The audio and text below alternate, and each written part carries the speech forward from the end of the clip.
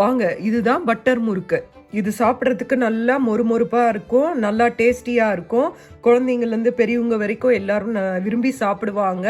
இதை செஞ்சு பார்த்துட்டு எப்படி இருக்குன்னு நீங்களும் சாப்பிட்டு பார்த்துட்டு சொல்லுங்கள். லைக் பண்ணுங்கள், சப்ஸ்கிரைப் பண்ணுங்கள். வணக்கம் அன்பர்களே, வாங்க இன்னைக்கு நம்ம பட்டர் முறுக்கு எப்படி செய்யலான்னு பார்க்கலாம். பச்சரிசி மாவு கடையில் வாங்கின மாவு தான், 200 கிராம் எடுத்துக்கோங்க. கடலை மாவு 150 கிராம் எடுத்துக்கோங்க. 1/2 ஸ்பூன் எள்ளு எடுத்துக்கோங்க.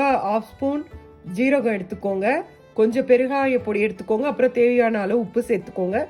1.5 டேபிள் ஸ்பூன் பட்டர் எடுத்துக்கோங்க. 1.5 டேபிள் ஸ்பூன் அதில் பட்டர் எடுத்துக்கோங்க. எடுத்துட்டு இது எல்லாத்தையும் ஒன்றா மிக்ஸ் பண்ணி பட்டரை நல்லா ஃபுல்லாக அந்த மாவில் எல்லா பக்கமும் நல்லா அது போகிற மாதிரி நல்லா பிசையணும். 4 பக்கமும் சேர்த்து அதை நல்லா பிசைஞ்ச பிறகு தான் தண்ணி பிசைஞ்சு முறுக்கு மாவு பதத்துக்கு அதை பிசைஞ்சு அந்த முள்முறுக்கு உங்களோட இதில் இருக்கும் இல்லையா, முறுக்கு குழால அந்த இதில் போட்டு இந்த பட்டர் முறுக்கு செய்யுங்க. வாங்க பார்க்கலாம். இந்த மாதிரி பட்டர் முறுக்கு மாவை பிசைஞ்சிக்கோங்க. பிசைஞ்சிட்டு வாங்க எண்ணெயில் போட்டு எடுக்கலாம்.